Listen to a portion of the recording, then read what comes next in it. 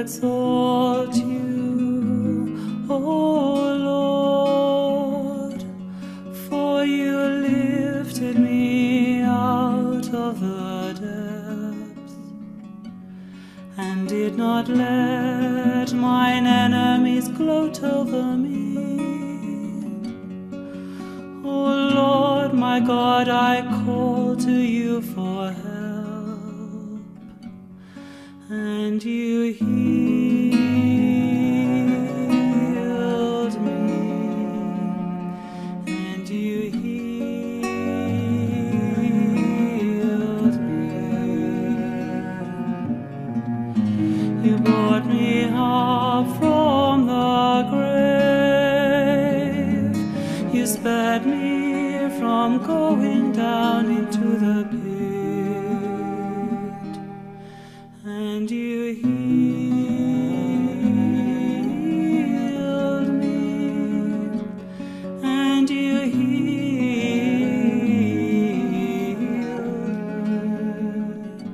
me. Sing to the Lord, you saints of his, praise his holy name, praise his holy name. Sing to the Lord, you saints of his, praise his holy name, praise his holy name. Weeping may remain for a night, but rejoicing comes in the morning. Weeping may remain for a night, but rejoicing comes every day.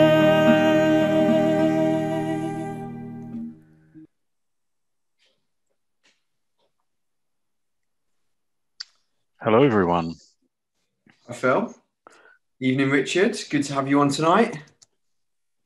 Oh, can't hear you at the moment, Richard. Might just be on mute. Good to see you both. Yeah, nice to see you too.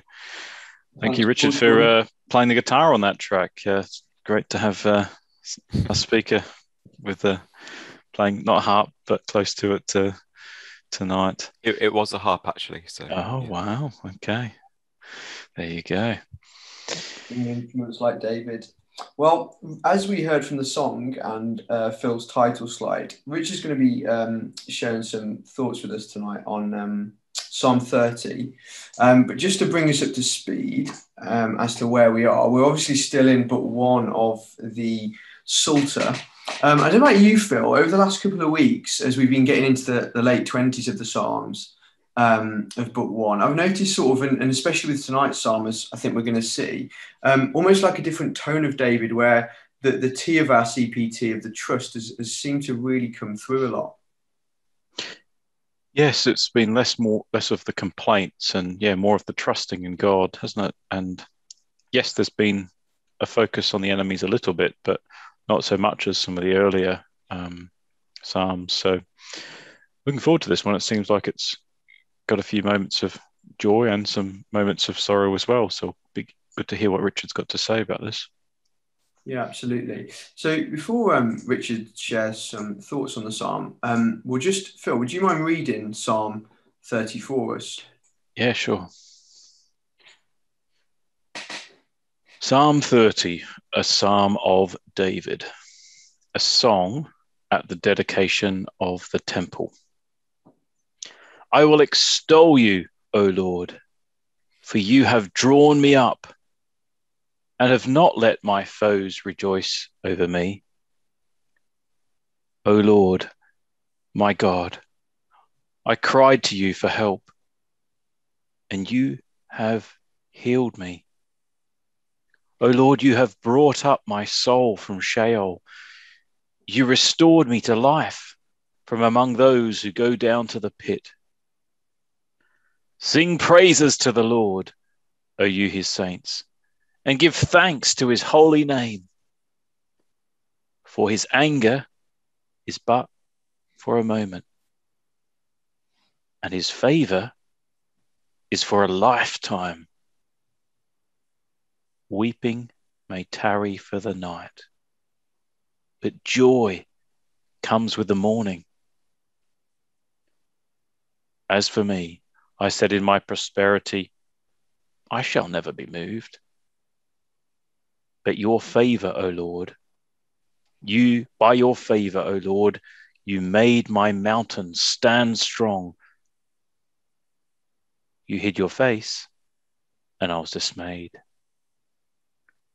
To you, O Lord, I cry, and to the Lord, I plead for mercy.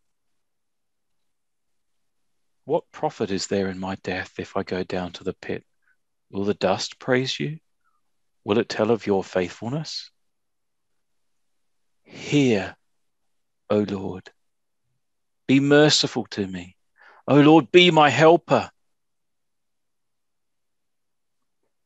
You have turned for me my mourning into dancing. You have loosed my sackcloth and clothed me with gladness, that my glory may sing your praise and not be silent.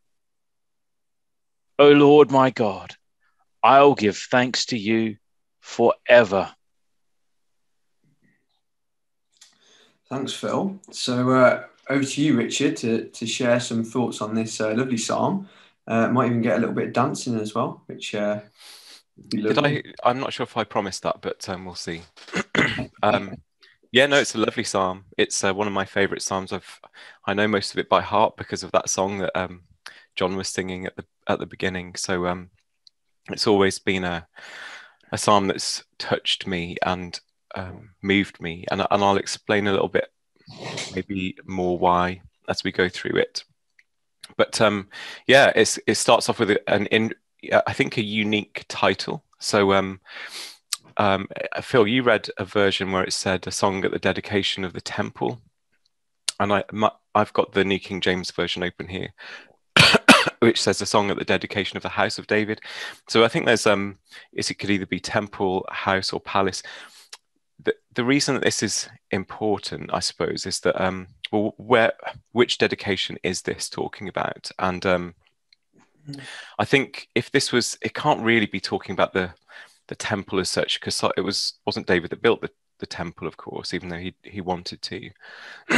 It could be that he's talking in a prophetic way about, the future temple, or he's taught, maybe he wrote this song for Solomon to sing. I don't know, but I think it's generally accepted that this is David's palace, his own house, that this was a song at the dedication of.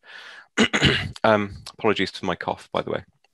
No worries. But the reason it's important is because when you read the psalm, right, it's got nothing about the size of the house or the dimensions of the house or the materials. Like it's sung at the dedication of this house of David, and yet it's all about how much he extols God and how much he trusts in God. It's not about the house really, but he's almost like he's using this opportunity to be like, you know what, to all you people who are listening, I trust in God. That's the kind of overall theme. So yeah, and it says it's a song at the dedication, so it probably was something that was sung in front of people, and I think the word song here does carry, and you can look up the Hebrew word in other places and if you want to, but it carries the idea that this is not a lament, but this is a song of joy, right? So other places you find it's linked with joyous song. So this was a joyful song that you can imagine David singing with great, we know what David was like with all the psalms he's written, and like you said, we're in the trust bit, and this is a song of real trust in God. So yeah, so if you I think it's probably just worth having a look at a passage in Samuel. I don't know if you've got your Bibles there. 2 Samuel 5. It's pop on the screen as well for those of you who want to watch it. Yeah. 2 Samuel 5 and verse 11.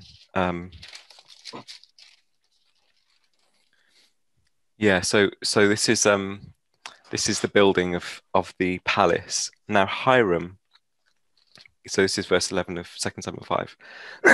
Now Hiram, king of Tyre, sent messengers to David, along with cedar logs and carpenters and stonemasons, and they built a palace for David. This thing probably was like absolutely beautiful. I think they found the remains of what they think is David's palace in Israel, out of interest. But there's three things that I think we learn from this passage. Okay, so just keep on reading into verse 12. And David knew, number one, that the Lord had established him as king over Israel. Number two, had exalted his kingdom. And number three, for the sake of his people Israel. So when we learn about David and the reason he's singing this song, he knows that it's the Lord that had established him as king over Israel. And it was the Lord that had exalted his kingdom. What do you think, guys? Do you think where it says his exalted his kingdom for the sake of his people Israel, I get the sense it's God's kingdom for the sake of God's people Israel? Or do you think it's David's kingdom for the sake of David's people Israel? What do you think? Sorry to put you on the spot. Well, it's a tricky one to be precise over, but yeah, the Lord established him, David, and then you've got he, the Lord, had exalted. I think either's could be read. I think it's... Could be either. Yeah, that's right. It could be. But so either way, David's point is this is all done by God. Like none of this. He's not attributing any of it to himself, and that's why when we come to verse 1, it starts up with "I will extol you. You've lifted me up," and it's not that David just sat there passively with his feet up. You know, David did stuff as well, but it was God's work, and it was God that it was in God that it was more God's work than David's work, and it was God that was lifting him up. It was God that had done all of this and made it possible. It was, and so he's extolling God. Yeah, and it's just a beautiful way to start the psalm, isn't it? I suppose because obviously David was anointed and he was God's chosen king. I suppose it would make sense, like you said, Richard, that whatever David did, it was on behalf of God anyway. So I suppose his people were God's people, and that I think I've always read it like that, as if it was God, like you said. It really helps when you understand that they're not mine. It's that God has entrusted them to your caring and keeping. Yeah. And in that, therefore, isn't there, a role for us too, in the work that we do when we're preaching His gospel, when we're trying to look after the house, the church, the house of God. And caring for each other, and there's a real practical lesson there, isn't there? That this is all God's work, and He entrusts us to do it. It's His work, so let's extol Him.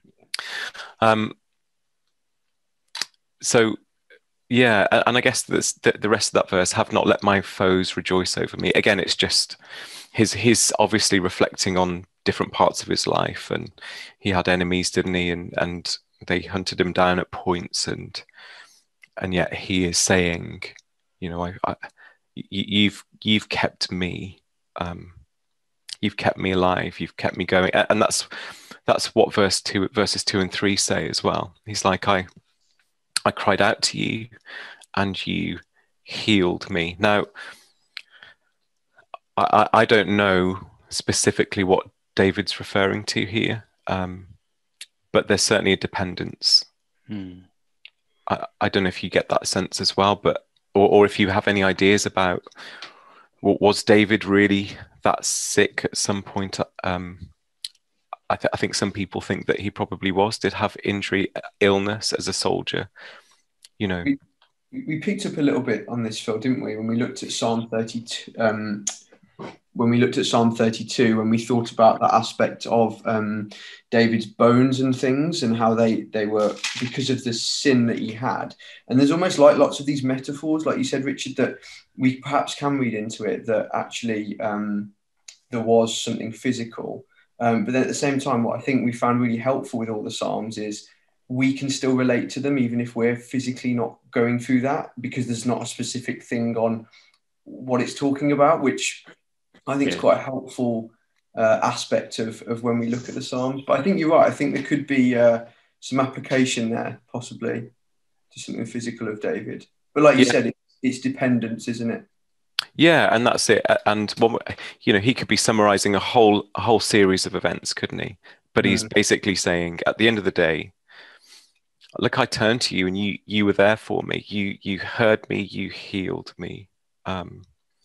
So, and it's easy to take that as physical healing, and I think I'm kind of going off my own script here, but like, I know that it doesn't always seem to work like that with us, with our lives, because when my own mum got very poorly, there are times when we would like really pray for healing of her cancer, and you just kind of think, this is a God who has parted the seas. He could do this, right? And yet the physical healing didn't come. And gosh, I'm kind of summarizing a huge amount here, but what was really amazing about my mum was that 3 years into her diagnosis, having not been healed physically, my mum would say that she was healed spiritually in a way that she had never known. She developed a trust and a depth of relationship with God that was beyond anything she'd known in her the other 70 years. Wow. It was through her real difficulty and tribulation. And so what I always worry is a danger about a verse like this is that you look at David and he says, "Oh, I cried out to you, I was sick and you healed me. Therefore, by implication, when I get sick, I should pray." I'm not saying we shouldn't pray, but if God doesn't heal us, there's almost a danger that we're going to somehow feel God's let us down or disappointed us or not done what he's promised or something. But actually, he works together in all things, whatever it is that we're going through, to bring good for us. Does that make sense? And it doesn't have to be that your leg grows back or that your cancer's taken away or whatever it is. It could be that there's a journey for us to learn of dependence and trust, and that in itself is a greater healing. That's how I see it anyway. What do you think about that? I think I agree with you, Rich, and I think the more we've looked at David in the Psalms, we see that so much that we're not told the context of how long he was stuck in caves on the run from Absalom, how long he was suffering if he did have physical illness, but what we are told is, like you said, on that journey, he was learning something far deeper that he wouldn't have expected to learn, and he wanted it to be answered in a certain way, but it was him trusting that it was God's way, and that was going to take him to better places. So I think it's a really interesting way of thinking about verse 2. Yeah, and I think sorry, Philemon, were you going to say something? I was just going to say, God can heal, but that doesn't mean he always will. I mean, David eventually died, so it wasn't that God, every time he asked for healing, God kept him alive and kept him alive. So there gets to a point where that time is up. And that's right. And sorry to cut you off. Go for it. No, just that's what verse 3 is saying. So, "Oh Lord, you've brought me up from the grave. You have kept me alive, that I should not go down into the pit." It's that's the same idea that, and this time he's talking about near-death experiences, or maybe he had those, or maybe this is actually, again, just his understanding and his way of expressing how close to, I don't know, it all falling apart for him was, or like, it doesn't have to be that he was, his pulse was going at 32 and his blood pressure was in his, it's not necessarily that. It could be that, but it could be, despair or, real difficult times, and God brings him up again, raises him up in that sense, kind of brings us back on track. And we've probably all had times in our lives when we've, felt, what is going on? I don't understand this. And yet many of us, not everyone, many of us have had times when we've been brought back onto, our eyes or our hearts have been kind of reopened again, It's that same idea, isn't it? Mm. And like you say, Philemon, he of course he did die. And I guess God, in David's case, I can't speak for anyone else's, but in David's case, God had a plan for him, and he had things that he wanted David to fulfill. And so he kept him alive till that right time. So, but yeah, and then he praises God. And so that's why you go into verse 4 now. And he's going to carry on with this sense of praise. So he says, sing to the Lord, you saints of his, and give thanks at the remembrance of his holy name. So David is so grateful and so thankful that it's not just that he wants to praise God. He's almost instructing and encouraging other people to give thanks as well. So this is actually him going almost like, come on, like this God is incredible. Let's all sing praise to him together. You're saints of his. What's it say in other versions? You holy ones of his. And that to me, if you've been made a saint or a holy one, you're a chosen person that God has forgiven. He has given us new starts, and I think in the New Testament, I don't know what the Hebrew is in the Old Testament, but certainly in the New Testament, where a lot of the letters start with "to the saints at whatever place."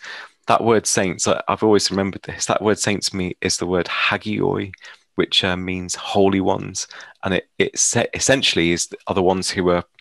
I heard someone say once, power washed from the inside out.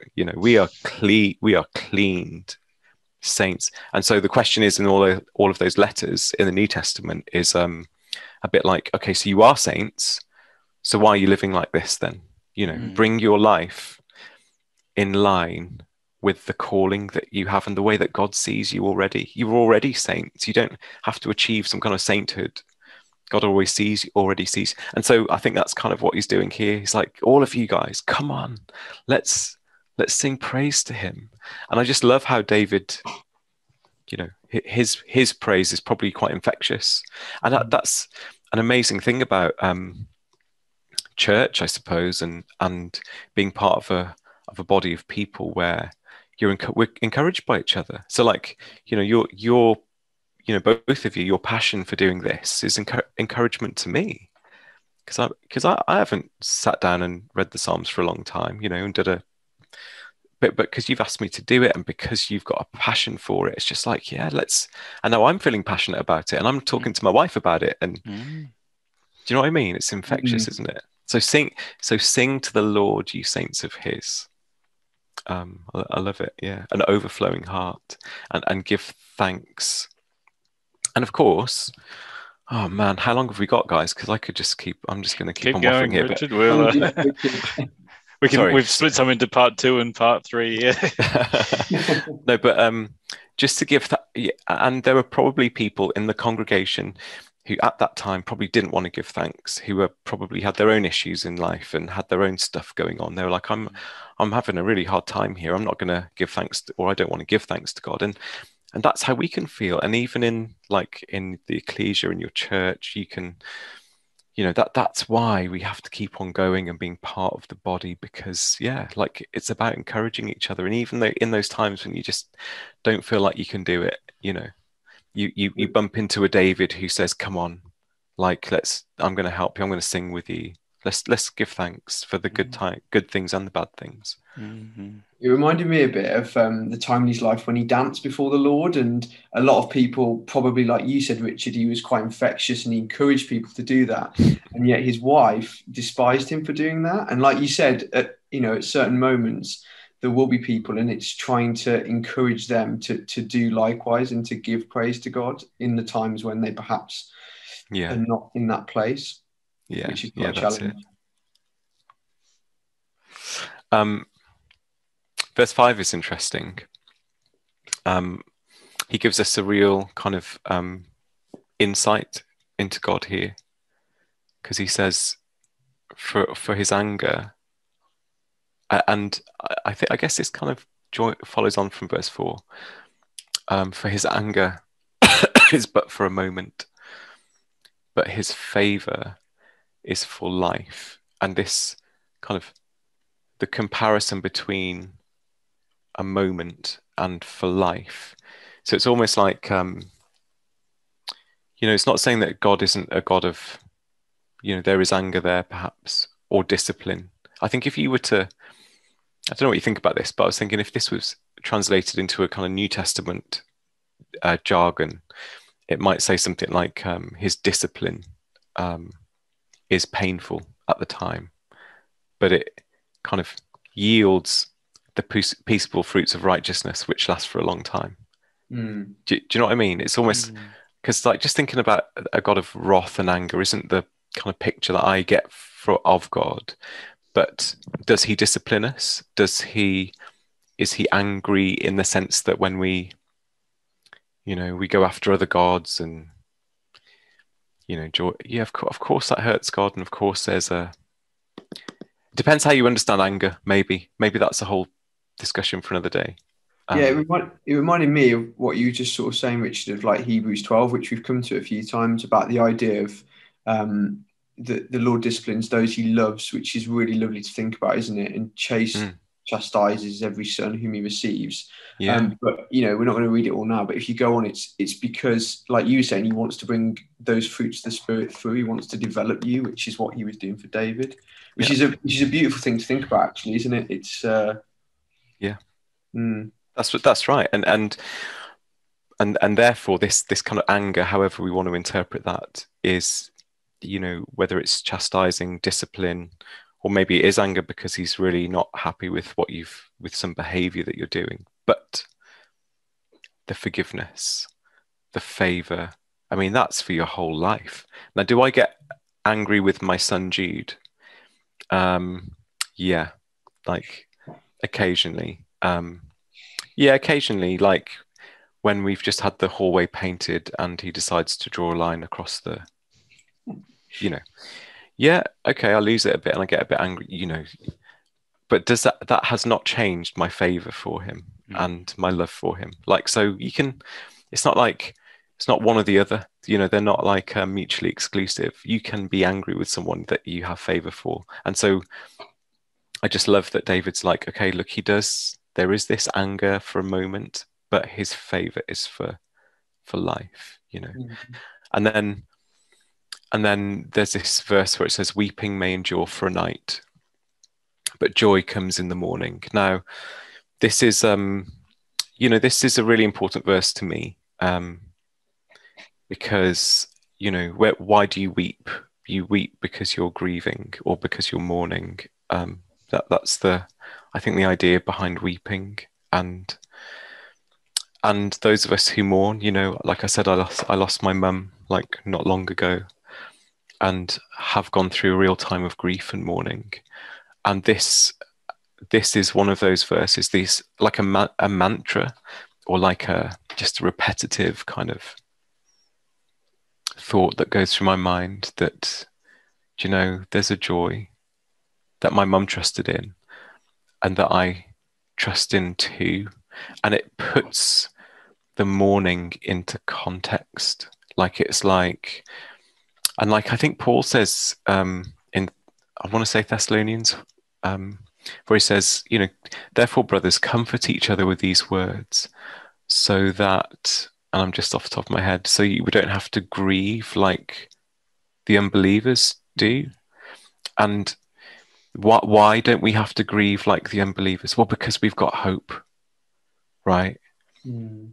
Because we've got an amazing, incredible hope, and and I love this because it's a transformation. We're going to see some more transformation as we go through, but I love this because it is transform. You know, this is a transforming verse. If you get your head around this and you trust and believe in what this is saying, then your weeping just does not go on. So there's a word despair. Well, how would you define the word despair? I guess when you've given up hope, haven't you? You've just Yeah, exactly. Can't see any more light at the tunnel. It's all too much. Yeah, that's right. So exactly. So despair has this carries this idea that it's a complete black hole. There's nothing on the other side. So I work in palliative care. You both know this, but I work in palliative care. So I look after people who are dying for my kind of day job, which is quite a grim thing to do, really. But the amount of despair that I see is just incredible. Like I can't you can't really put it into words, but the despair is palpable. And the reason for that is because I think the grave itself is a black hole, and you put someone into this black hole and that's it. They get covered up. It's dark for the rest of ever, basically, in that person's mind, and in the person who's grieving, in their mind. That's it. It's a black hole. There's nothing else. For me, there's a rejoicing coming for me that's going to come in the morning. And it puts its grief. It just means, okay, grief, you've had your time. You've done your thing. Don't take control here. Don't be the overriding thing that just goes on forever and ever. That's not it.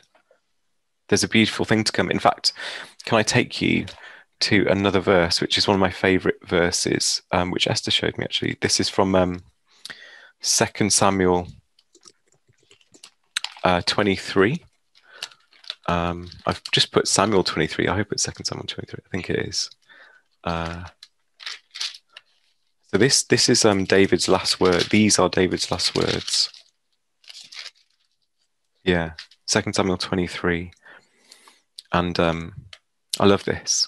I get tearful when I read this. I love this. Verse 2, the Spirit of the Lord spoke through me. His word was on my tongue. The God of Israel spoke. The Rock of Israel said to me, when one rules over men in righteousness, when he rules in the fear of God, like Jesus will, he is like the light of morning at sunrise, on a cloudless morning, like the brightness after rain that brings the grass from the earth. And just this image of all the clouds being taken away, that barrier between us and this, beautiful sun, and the grass coming out of the earth. And, it's just a picture of resurrection, I think. And yeah, I love it.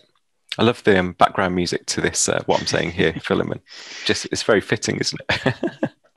Morning is coming. Yeah.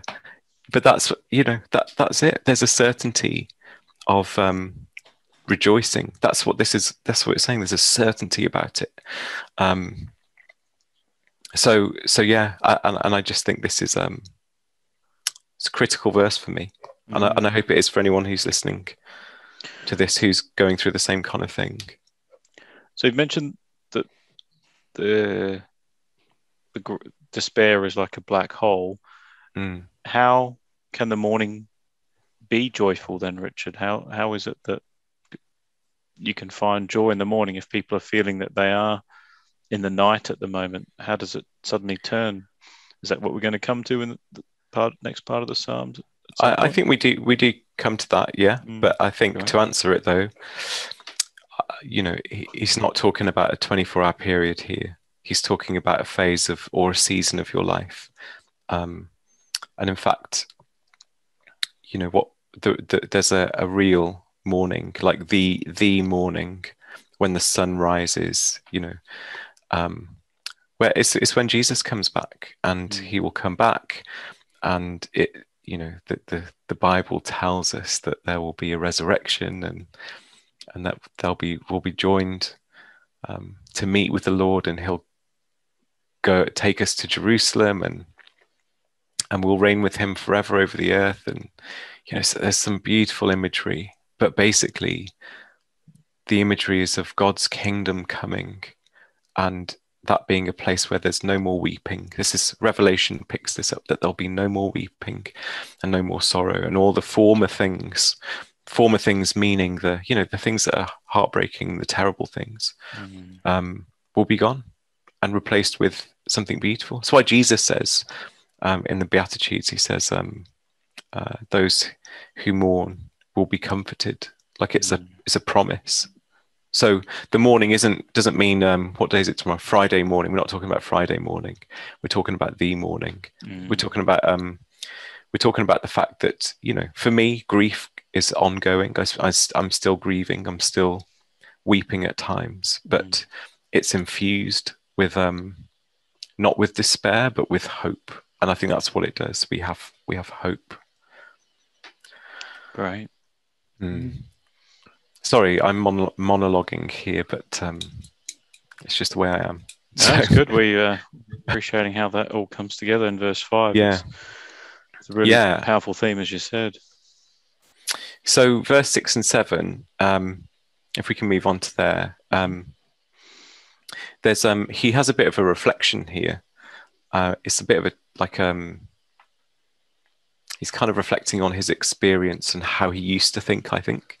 So it says, when I felt secure, I said, I will never be shaken. And I guess there was a time in David's life when he must have thought, you know, look at this, all the blessings I have, you know, everything's good. Nothing's going to shake me. I'm kind of invincible, I suppose. I'm guessing, I think that's what he's confessing to here, that he must have had that thought. And then the way I picture this is of him kind of with all these people in front of him, and I can imagine him kind of laughing at himself as he's singing it, a bit like, you know, what am I doing? What was I thinking? Let's have a look at verse 6 and 7. Because I think what David's going to do here is he kind of reflects on maybe how he used to think. And as he says this, I get the impression, I imagine him kind of singing this part of the song, and he's got a kind of wry smile. He's kind of laughing at himself because he says, when I felt secure, I said to myself, I will never be shaken.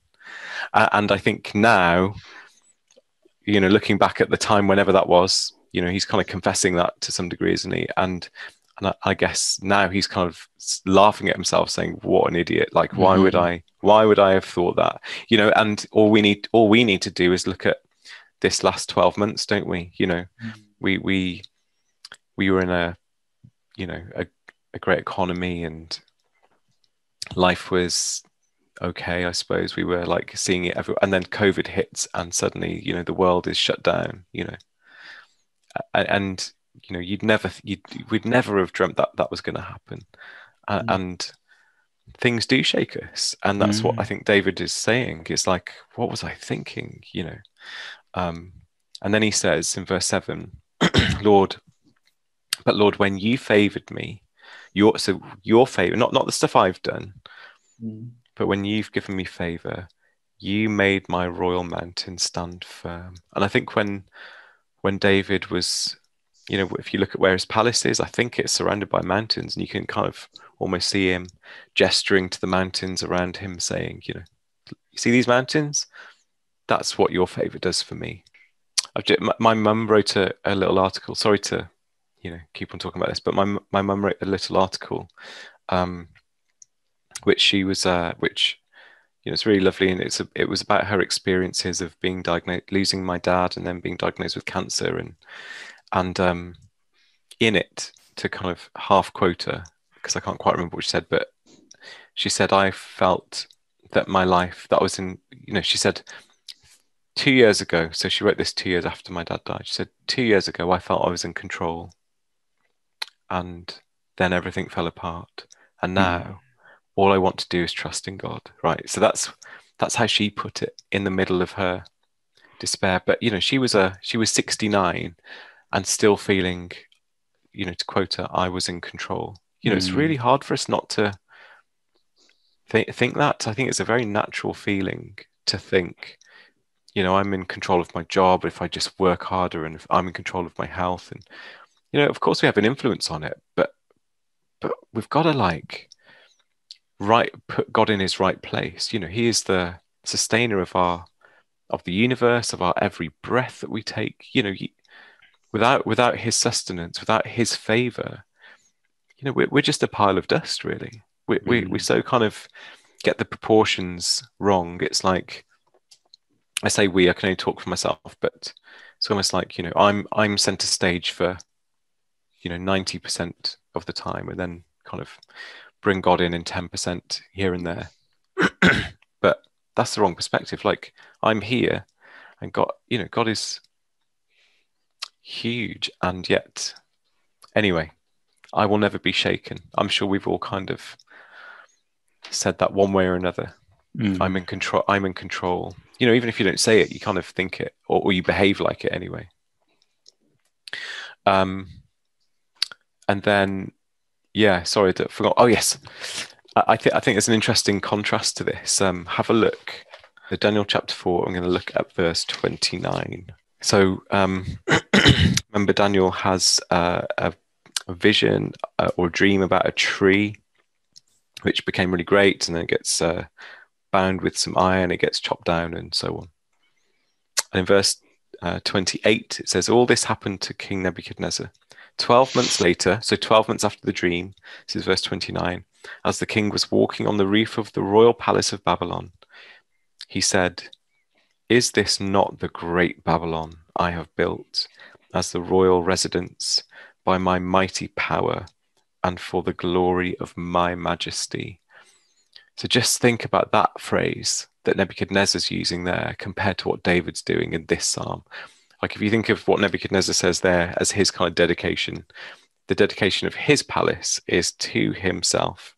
It's like that I have built by my mighty power for my glory, for the glory of my majesty.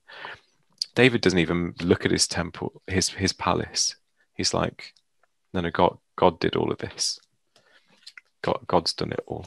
His palace is like his life, isn't it? It's like the symbol of his position. It's like God's done it all, not me. I love as well, I don't know whether you're going to go there next, Richard, but at the end of this, Nebuchadnezzar, God really works with Nebuchadnezzar, doesn't he? And at the end, you get Nebuchadnezzar almost extolling, like David did in Psalm 13, honouring the King of Heaven. And it's like, God's able to humble people, and he wants to humble people because he wants what's best for us, as we've been sort of looking at, like with David and Nebuchadnezzar. Yeah. And that's brilliant, because I think that's kind of what David's doing here. Is there's a humbling that's taken place. When I felt secure, I said, I shall never be shaken. But he doesn't think that anymore. He's been humbled. He's realized that it's God that sustains his life. Yeah. So, absolutely interesting. And then he confesses, and that's the thing. So that's why he then confesses that God is his strength, comparing him to these mountains. God is the strength of his kingdom. God is the strength of any prosperity that David has. It's God's favor. So then there's this little phrase where it says, if you hid your face, when you hid your face, I was dismayed. And, how do you interpret that? How do you understand? Like, is God hiding his face from us from time to time? And we could discuss it, but I would suggest that it's not so much that God hides his face from us. It's more that we lose focus on God and don't see his face because we're looking elsewhere. That's how I would, and so it feels like God's hidden. I always think when thinking about the aspect of God hiding his face, when it talks about it in the Bible. It reminds me of one of my favourite verses in James chapter 4, verse 8, where it says, draw near to God and he will draw near to you. So God's never moved. It's us, like you were saying, Richard, who have moved and, turned away from God, turned our back on God, or, trusted in our own prosperity or whatever it is.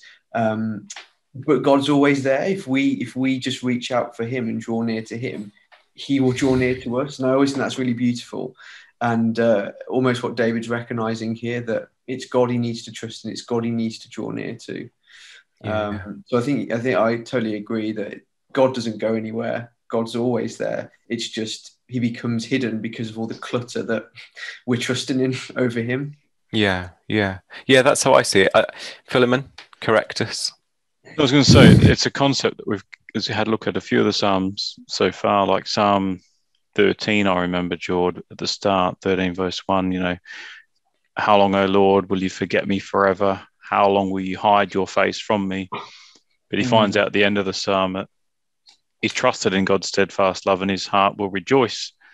And another one, the Psalm 22 that Archie did. I was about to say Psalm 22, yeah.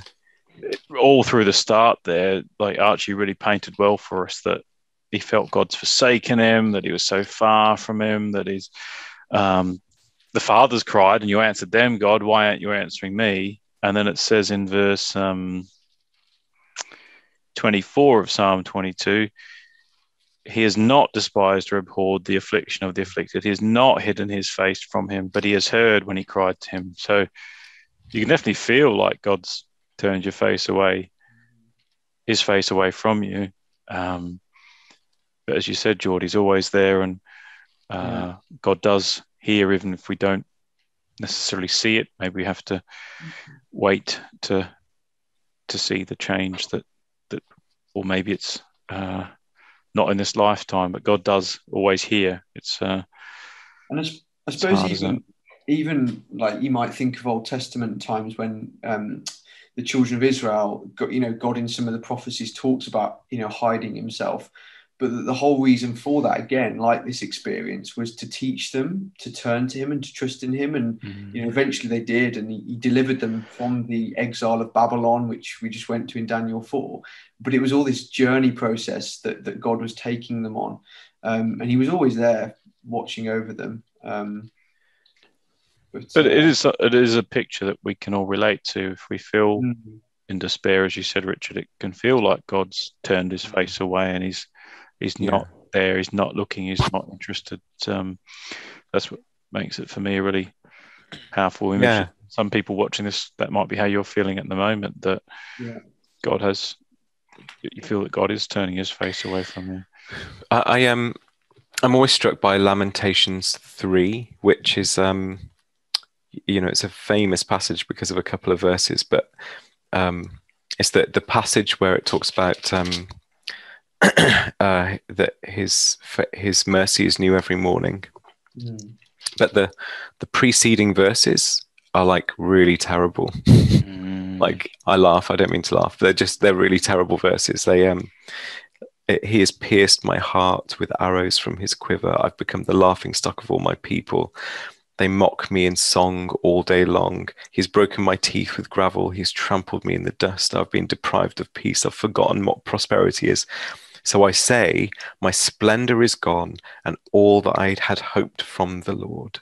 That was, they are the verses that come directly before them saying, but I call this to mind, and therefore I have hope. That because of the Lord's great love, we are not consumed, for his compassions never fail.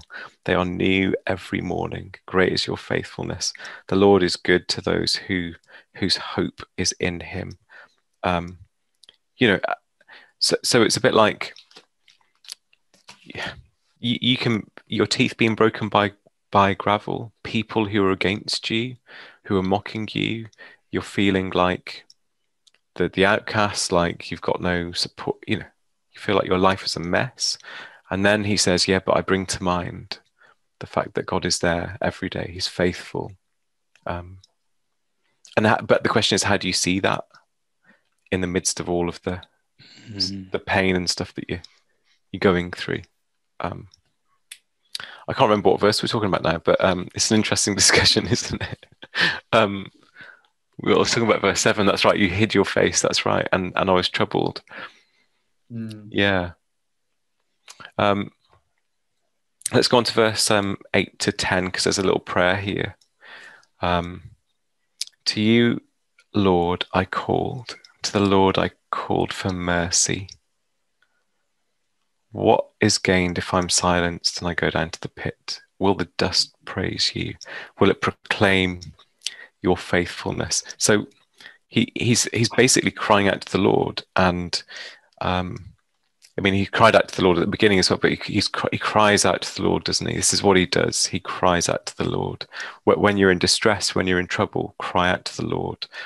Is God going to fix all your problems today or tomorrow? This is not a prosperity gospel, is it? You're not going to become rich through it, but you'll find peace. That's the richness, is finding peace and trusting in God through the difficult times. Like someone says, God doesn't promise to take us out of our trouble, but he promises to be with us through it, which I think is a really powerful little statement.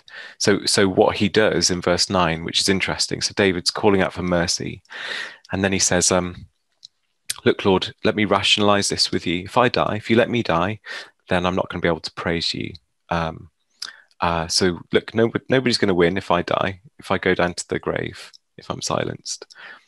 So it's almost like, and we can kind of do that as well. We can kind of rationalize stuff with God, and don't let me die because of this, this, and this, or don't let me lose this job because of this, this, and this. And if I have this, then I'll do this, and all this bargaining, and it's almost like David does that a little bit. I don't know if that's what he was doing, but that's how I'm reading it. And then he kind of summarizes, and he's like, well, regardless of that, please just hear me and be my help. And he summarizes, I think all of that rationalization is kind of superseded by please, Lord, be my help. And what an incredible little prayer that is. If we could pray that in our times of difficulty, when I'm like, Lord, I don't know why this is happening. I don't know why the doctor's just called me. I don't know why my boss wants to see me. I don't know why that, those people are being like that to me. But if we could say, Lord, be my help, and actually really kind of mean it, not just words that come out of your mouth, but really mean it, Does that make sense? Yeah, it does. Yeah, I think really powerful. the similar reminds me of Jacob. He, in the Old Testament, did a lot of tried to bargain with God, and in the end, he realized that God's his helper. He could try and, if you do this, God, as you said, then I'll do that. But that's what he came to learn in the end, that it was that God was his helper.